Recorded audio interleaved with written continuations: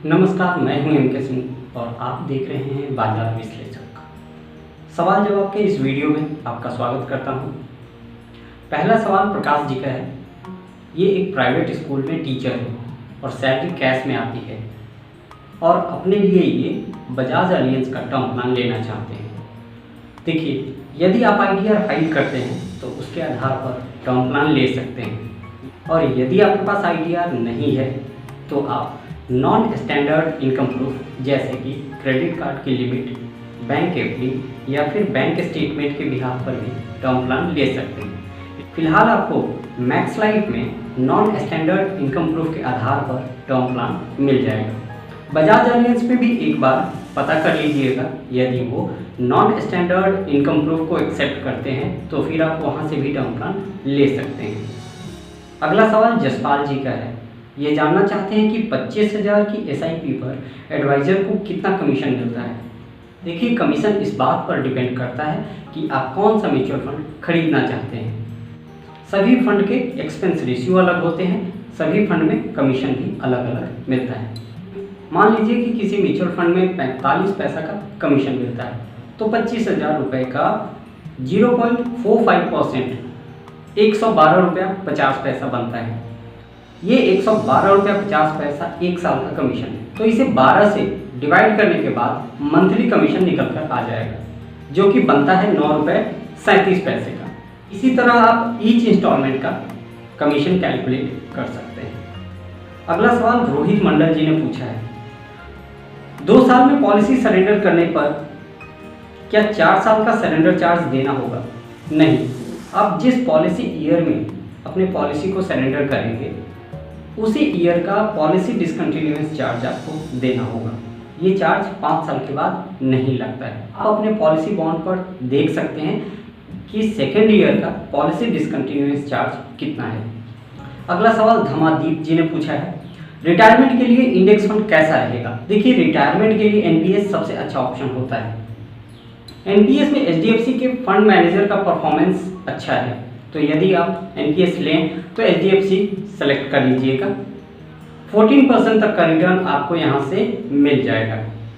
Index fund में भी आप रिटायरमेंट के लिए इन्वेस्टमेंट कर सकते हैं, लेकिन इस बात का आपको ध्यान रखना होगा कि रिटायरमेंट से पहले आप उस पैसे को नहीं निकालेंगे।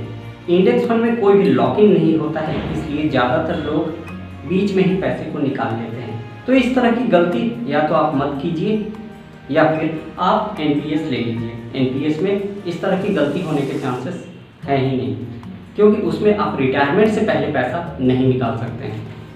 अगला सवाल अंकुश जी ने पूछा है। निप्पॉन इंडिया के बैलेंस एडवांटेज फंड में 1.5 लाख रुपए लमसम इन्वेस्टमेंट करने पर 20 से 25 साल के बाद कितना अमाउंट बनेगा?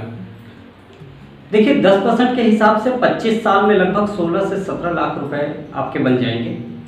अगला सवाल है राजन चावला जी का। राजन जी, आप नए सब्सक्राइबर हैं, इसलिए सबसे पहले मैं आपका स्वागत करता हूं अपने चैनल पर। राजन जी 3 साल से म्यूचुअल फंड में निवेश कर रहे हैं। बाजार में गिरावट होने की वजह से इनको 23% का नुकसान हो रहा है, इसलिए अब ये गारंटेड रिटर्न वाले प्रोडक्ट की जानकारी चाहते हैं। देखिए, इक्विटी में इन्वेस्टमेंट करने का ये सबसे अच्छा समय है। अभी आप लमसम इन्वेस्टमेंट कर सकते हैं। ऐसा मौका फिर कब मिलेगा पता नहीं। याद कीजिए, जब 2008-9 में मार्केट क्रैश हुआ था तो अगले 1.5-2 साल में वापस से रिकवर भी हो गया था। इक्विटी मार्केट में पैसा और समय दोनों लगाना पड़ता है। कोविड-19 का वैक्सीन कभी न कभी तो बनेगा, इसलिए घबराने की ज़रूरत नहीं है। और अभी अपने पोर्टफोलियो का रिटर्न मत देखिए। कम से कम आपको 6 महीने से लेकर के साल भर तक पोर्टफोलियो का रिटर्न नहीं देखना है, सिर्फ इक्विटी में इन्वेस्टमेंट करना है, क्योंकि रिटर्न देखेंगे आपको दुख होगा। गारंटीड प्लान में आपको 5.5 से 6.5% तक का ब्याज मिलेगा। यदि आप इसमें से इन्फ्लेशन को माइनस करेंगे तो आपके पास कुछ भी नहीं बचेगा। तो वैसे जगह पर पैसा लगाने से आपको कोई फ़ायदा नहीं होने वाला है, इसलिए इक्विटी में ही निवेश कीजिए, आगे चलकर आपको मुनाफा दिखेगा। अगला सवाल साहिल जी का है। इनके पास एचडीएफसी क्लिक टू वेल्थ का प्लान है। इनका फंड एलोकेशन है 40% अपॉर्चुनिटी फंड में, 40% है बॉन्ड फंड में और 20% है बैलेंस फंड में। ऐसे ही चलने दें या स्विच करना चाहिए? साहिल जी, बॉन्ड फंड और बैलेंस फंड दोनों का पैसा अपॉर्चुनिटी फंड में आप स्विच कर सकते हैं, क्योंकि बाजार में हुई गिरावट की वजह से यूनिट सस्ते हो गए हैं और इस समय यदि आप पैसा इक्विटी की तरफ शिफ्ट करेंगे, डेट से इक्विटी की तरफ शिफ्ट करेंगे, तो आपको सस्ते रेट पर यूनिट मिल जाएंगे और आगे चलकर जब बाजार में तेजी आएगी तो आपको अच्छा खासा मुनाफा देखने को मिलेगा। अगला सवाल प्रदीप जी का है, क्या मैं अपनी मदर के लिए टर्म प्लान ले सकता हूँ? उनकी एज 58 ईयर्स है और वो एक हाउसवाइफ हैं, वो पढ़ी लिखी नहीं। प्रदीप जी, टर्म प्लान नहीं ले सकते हैं क्योंकि हाउसवाइफ को टर्म प्लान नहीं दिया जा सकता है। एंडोमेंट प्लान आप ले सकते हैं। देखिए, प्योर इंश्योरेंस उसी को दिया जा सकता है जिसके ना रहने पर फाइनेंशियल लॉस हो, और फाइनेंशियल लॉस की जब बात आएगी तो इनकम भी होना चाहिए ना, और फाइनेंशियल लॉस तभी होगा जब इनकम होगी। यहाँ आपके केस में इनकम जीरो है तो फाइनेंशियल लॉस भी जीरो होगा, तो इस वजह से आप अपनी माता जी के लिए टर्म प्लान नहीं ले सकते हैं। अगला सवाल पिंकी जी का है, इनके पास HDFC का क्लिक टू इन्वेस्ट यूलिप है। इस प्लान को इन्होंने लॉन्ग टर्म के लिए लिया है। अब ये जानना चाहती हैं कि प्लान सही है या गलत। देखिए, प्लान तो सही है, लेकिन आप अपने आप को सिर्फ यूलिप तक ही सीमित ना रखें। आपके पास म्यूचुअल फंड भी होना चाहिए, आपके पास NPS भी होना चाहिए।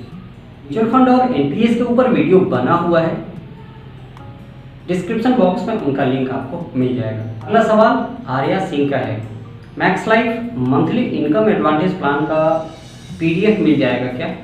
जी हाँ, प्लान की डिटेल मैक्स लाइफ के वेबसाइट पर अवेलेबल है, आप वहाँ से PDF डाउनलोड कर सकते हैं।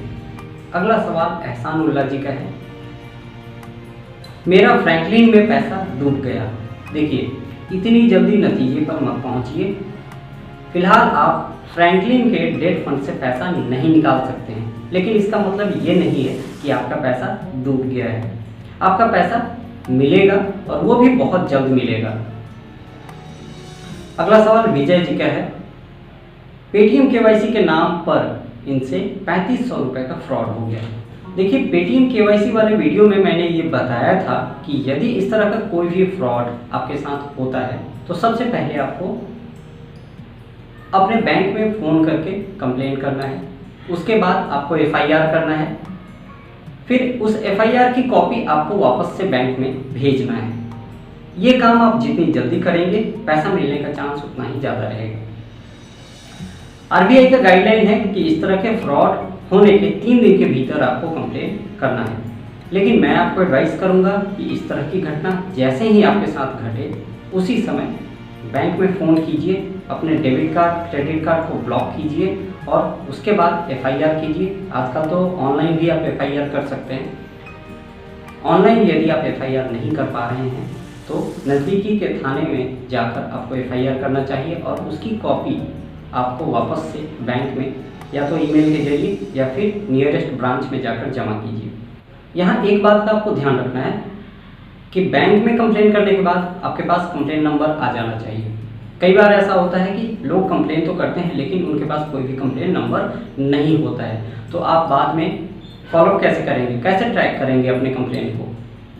तो ये सब काम आप जितना जल्दी करेंगे पैसे मिलने के चांसेस उतना ही ज़्यादा रहेगा।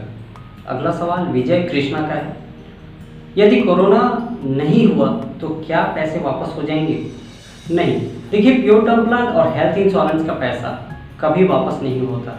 यदि आप बीमार नहीं पड़ते हैं तो हेल्थ इंश्योरेंस का पैसा वापस नहीं किया जाएगा। उसी तरह से प्योर टर्म प्लान में यदि लाइफ इंश्योर की डेथ नहीं होती है तो पैसा वापस नहीं किया जाता है। अगला सवाल अजय यादव का है, 20,000 रुपये पर मंथ जमा करते हैं यूलिप, 7 साल के बाद कितना रिटर्न मिल जाएगा? देखिए, 7 साल के बाद अमाउंट तो मैं नहीं बता पाऊँगा, लेकिन आप 9 से 10% रिटर्न की एक्सपेक्टेशन यूलिप से रख सकते हैं। अगला सवाल लक्ष्मीकांत जी का है, इनकी एज 20 ईयर्स है, स्टॉक मार्केट की जानकारी नहीं है, पोस्ट ऑफिस में इन्वेस्टमेंट की सोच में है लेकिन वहाँ रिटर्न कम मिलता है, इसलिए स्टॉक मार्केट की जानकारी चाहते हैं। देखिए लक्ष्मीकांत जी, वीडियो के माध्यम से जानकारी तो आपको मिलती ही रहेगी। यदि आप इन्वेस्टमेंट की शुरुआत करना चाहते हैं तो इंडेक्स फंड या लार्ज कैप म्यूचुअल फंड से शुरुआत कर सकते हैं। इंडेक्स फंड में यूटीआई और आईसीआईसीआई का इंडेक्स फंड आप खरीद सकते हैं। लार्ज कैप में एक्सिस का ब्लू चिप फंड ले सकते हैं। आप दोनों म्यूचुअल फंड में एसआईपी के जरिए निवेश कर सकते हैं और कम से कम आपको 5 साल के लिए निवेश करना है। अभी आपकी एज काफ़ी कम है, इसलिए आप अपने लिए एक अच्छा सा टर्म प्लान भी ले सकते हैं।